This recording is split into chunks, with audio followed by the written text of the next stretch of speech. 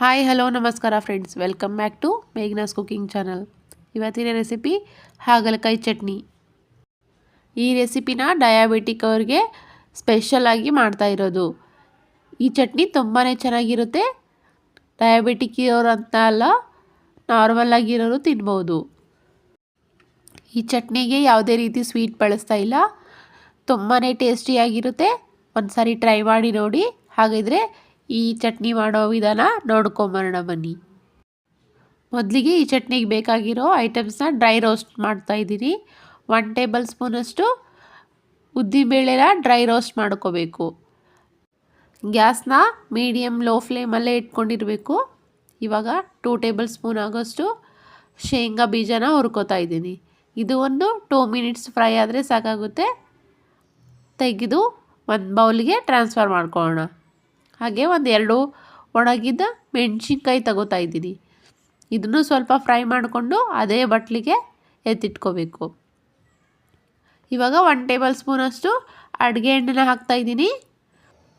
ಮೊದಲಿಗೆ ಹಾಗಲಕಾಯಿ ಸಿಪ್ಪೆ ತೆಗೆದು ಚಿಕ್ಕ ಚಿಕ್ಕ ಸ್ಲೈಸಸ್ ಆಗಿ ಮಾಡಿಕೊಂಡು ಅದರಲ್ಲಿರೋ ಬೀಜ ಎಲ್ಲ ತೆಗೆದುಬಿಟ್ಟು ಉಪ್ಪು ನೀರಲ್ಲಿ ಒಂದು 5 ನಿಮಿಷ ನೆನೆ ಬಿಡಬೇಕು.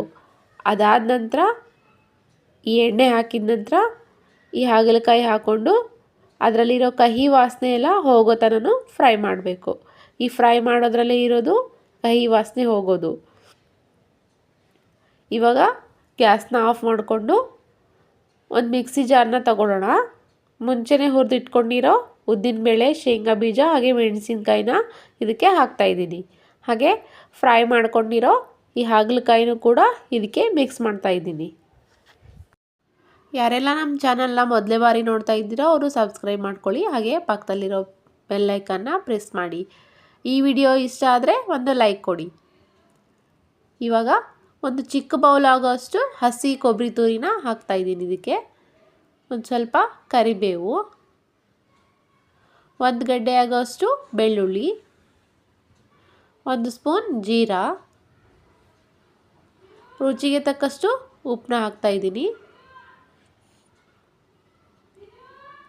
ಹಾಗೆ ಒಂದು ಅರ್ಧ ಟೇಬಲ್ ಸ್ಪೂನಷ್ಟು ಅರಿಶಿನ ಪುಡಿ ಹಾಕ್ತಾಯಿದ್ದೀನಿ. ಸ್ವಲ್ಪ ಹುಣಸೆ ಹಣ್ಣು. ಇದನ್ನೆಲ್ಲ ಹಾಕಿಬಿಟ್ಟು ಸ್ವಲ್ಪ ತರಿಯಾಗಿ ರುಬ್ಕೋಬೇಕು. ಫೈನ್ ಪೇಸ್ಟಾಗಿ ಮಾಡ್ಕೋಬಾರ್ದು, ಟೇಸ್ಟು ಅಷ್ಟೊಂದು ಚೆನ್ನಾಗಿ ಬರಲ್ಲ. ಸ್ವಲ್ಪ ತರಿಯಾಗಿ ಇದ್ದರೆ ಚೆನ್ನಾಗಿರುತ್ತೆ.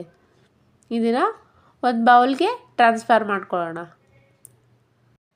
ಈ ಚಟ್ನಿಗೆ ನಾನು ಯಾವುದೇ ರೀತಿ ಸ್ವೀಟ್ನ ಯೂಸ್ ಮಾಡ್ತಾ ಇಲ್ಲ.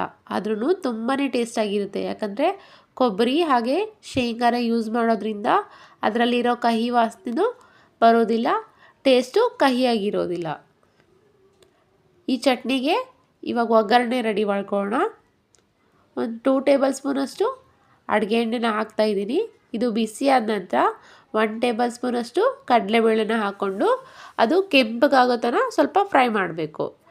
ನಂತರ ಸ್ವಲ್ಪ ಕರಿಬೇವು ಹಾಗೆ ಒಂದು ಅರ್ಧ ಟೇಬಲ್ ಸ್ಪೂನಷ್ಟು ಸಾಸಿವೆನ ಹಾಕ್ಕೊಂಡು ಫ್ರೈ ಮಾಡಬೇಕು. ಸಾಸಿವೆ ಎಲ್ಲ ಸಿಡಿದ ನಂತರ ಈ ಒಗ್ಗರಣೆ ರೆಡಿಯಾಗುತ್ತೆ. ಈ ರೀತಿ ಫೈನಲಾಗಿ ಒಗ್ಗರಣೆ ಕೊಡೋದ್ರಿಂದ ಚಟ್ನಿಗೆ ತುಂಬಾ ಟೇಸ್ಟ್ ಬರುತ್ತೆ. ಒಗ್ಗರಣೆ ರೆಡಿಯಾಗಿದೆ. ಈ ರೆಡಿಯಾಗಿರೋ ಒಗ್ಗರಣೆನ ಚಟ್ನಿಗೆ ಹಾಕ್ಕೊಂಡು ಒಂದು ಸಾರಿ ಮಿಕ್ಸ್ ಮಾಡ್ಕೊಂಬಿಟ್ರೆ ಈ ಹಾಗಲಕಾಯಿ ಚಟ್ನಿ ರೆಡಿಯಾಗಿರುತ್ತೆ. ಹಾಗೆಯೇ ಇದ್ರ ಜೊತೆಗೇ ಈ ಹಾಗಲಕಾಯಿ ಫ್ರೈನ ಹೇಗೆ ಮಾಡೋದು ಅಂತ ನೋಡ್ಕೊಂಬರೋಣ. ಮೊದಲಿಗೆ ಒಂದು ಬೌಲ್ ತೊಗೊಂಡು 1 ಟೇಬಲ್ ಸ್ಪೂನಷ್ಟು ಅಕ್ಕಿ ಹಿಟ್ಟನ್ನ ಹಾಕ್ತಾಯಿದ್ದೀನಿ. ಹಾಗೆ 2 ಟೇಬಲ್ ಸ್ಪೂನಷ್ಟು ಹಸಿ ಕಡಲೆ ಹಿಟ್ಟು, ಅಂದರೆ ಬಜ್ಜಿ ಬೋಂಡಾಗೆಲ್ಲ ಯೂಸ್ ಮಾಡ್ತೀವಲ್ಲ ಆ ಕಡಲೆ ಹಿಟ್ಟನ್ನ ಹಾಕ್ತಾಯಿದ್ದೀನಿ. ಅರ್ಧ ಟೇಬಲ್ ಸ್ಪೂನಷ್ಟು ಅಚ್ಚ ಖಾರದ ಪುಡಿ, ರುಚಿಗೆ ತಕ್ಕಷ್ಟು ಉಪ್ಪು, 1 ಟೇಬಲ್ ಸ್ಪೂನಷ್ಟು ಬೆಳ್ಳುಳ್ಳಿ ಶುಂಠಿ ಪೇಸ್ಟ್ನ ಹಾಕ್ತಾಯಿದ್ದೀನಿ. ಅರ್ಧ ಟೇಬಲ್ ಸ್ಪೂನಷ್ಟು ಧನಿಯಾ ಪೌಡರ್, ಹಾಗೆ ಸ್ವಲ್ಪ ನೀರನ್ನ ಹಾಕಿ ಚೆನ್ನಾಗಿ ಮಿಕ್ಸ್ ಮಾಡ್ಕೋಬೇಕು. ಒಂದೇ ಸಾರಿ ಜಾಸ್ತಿ ನೀರು ಹಾಕ್ಕೋಬೇಡಿ, ಸ್ವಲ್ಪದಾಗೆ ನೀರನ್ನ ಹಾಕ್ಕೊಂಡು ಈ ಕನ್ಸಿಸ್ಟೆನ್ಸಿಲಿ ಕಲಿಸ್ಕೊಂಡ್ರೆ ಸಾಕಾಗುತ್ತೆ.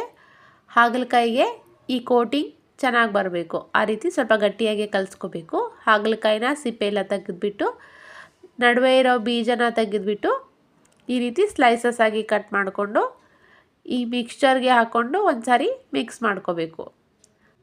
ನಂತರ ಒಂದು ಪ್ಯಾನ್ ತೊಗೊಂಬಿಟ್ಟು ಸ್ಟವ್ ಆನ್ ಮಾಡಿ ಪ್ಯಾನ್ನ ಬಿಸಿಗಿಡಬೇಕು. ಬಿಸಿ ಆದ ನಂತರ 2 ಟೇಬಲ್ ಸ್ಪೂನಷ್ಟು ಅಡುಗೆ ಎಣ್ಣೆನ ಹಾಕ್ತಾಯಿದ್ದೀನಿ. ಅದು ಬಿಸಿ ಆದ ನಂತರ ಅರ್ಧ ಟೇಬಲ್ ಸ್ಪೂನಷ್ಟು ಸಾಸಿವೆ, ಅರ್ಧ ಟೇಬಲ್ ಸ್ಪೂನಷ್ಟು ಜೀರಿಗೆನ ಹಾಕಿ ಕೈ ಆಡ್ತಾಯಿದ್ದೀನಿ. ಇದು ಸಿಡಿದ ನಂತರ ಒಂದು ಅರ್ಧ ಈರುಳ್ಳಿನ ಚಿಕ್ಕದಾಗಿ ಕಟ್ ಮಾಡಿಕೊಂಡು ಹಾಕ್ತಾಯಿದ್ದೀನಿ. ಇದನ್ನು ಸ್ವಲ್ಪ ಫ್ರೈ ಮಾಡ್ತಾಯಿದ್ದೀನಿ, ಜಾಸ್ತಿ ಏನು ಫ್ರೈ ಬೇಕಾಗಲ್ಲ. ಹಾಗೆ ಸ್ವಲ್ಪ ಕರಿಬೇವನ್ನ ಇದ್ರ ಜೊತೆಗೆ ಹಾಕ್ತಾಯಿದ್ದೀನಿ. ಸ್ವಲ್ಪನೇ ಫ್ರೈ ಮಾಡಬೇಕು, ಜಾಸ್ತಿ ಫ್ರೈ ಮಾಡಿದರೆ ಸೀದೋದಾಗ ಆಗುತ್ತೆ. ಯಾಕಂದರೆ ಹಾಗಲಕಾಯಿನ ಅದ್ರ ಜೊತೆಗೆ ಹಾಕಿ ತುಂಬ ಹೊತ್ತು ಬೇಯಿಸ್ಕೋಬೇಕು. ಅದಕ್ಕೋಸ್ಕರ ಸ್ವಲ್ಪನೇ ಫ್ರೈ ಮಾಡಿಕೊಂಡು ಈ ಹಾಗಲಕಾಯಿನ ಹಾಕ್ಕೊಂಡು ಒಂದು ಸೈಡು ಈ ರೀತಿ ನೀಟಾಗಿ ಜೋಡಿಸ್ಕೊಂಡು ಒಂದು ಸೈಡು ಒಂದು 5ರಿಂದ 8 ನಿಮಿಷ ಫ್ರೈ ಮಾಡ್ಕೋಬೇಕು. ಹಾಗಲಕಾಯಿ ಫ್ರೈನ ಅನ್ನದ ಜೊತೆ ರೋಟಿ ಜೊತೆ ಸೈಡ್ ಡಿಶ್ ಆಗಿ ತಿಂತಾಯಿದ್ರೆ ಈ ಹಾಗಲಕಾಯಿ ಫ್ರೈ ಅನ್ನೋದೇ ಗೊತ್ತಾಗಲ್ಲ. ಈ ರೀತಿ ಮಾಡಿಕೊಂಡ್ರೆ ತುಂಬಾ ಟೇಸ್ಟಿಯಾಗಿರುತ್ತೆ. ಮಕ್ಕಳು ಕೂಡ ತುಂಬಾ ಇಷ್ಟಪಡ್ತಾರೆ. ಇವಾಗ ಲಿಡ್ನ ಕ್ಲೋಸ್ ಮಾಡ್ಕೊಂಡು 5 ಮಿನಿಟ್ಸ್ ಬೇಯಿಸ್ಕೊಂಡ್ವಿ. ನಂತರ ಲಿಡ್ ಓಪನ್ ಮಾಡಿಕೊಂಡು ಮತ್ತೆ ಈ ಹಾಗಲಕಾಯಿನ ತಿರುವಿ ಹಾಕ್ಕೋಬೇಕು. ಇದನ್ನು ಕೂಡ ಒಂದು 5 to 8 ಮಿನಿಟ್ಸ್ ಬೇಯಿಸ್ಕೊಂಡ್ರೆ ಈ ಹಾಗಲಕಾಯಿ ಫ್ರೈ ರೆಡಿ ಆಗುತ್ತೆ. ಇವಾಗ ಮತ್ತೆ ಲಿಡ್ನ ಕ್ಲೋಸ್ ಮಾಡ್ಕೊಂಡು ಬೇಯಿಸ್ತಾಯಿದ್ದೀನಿ.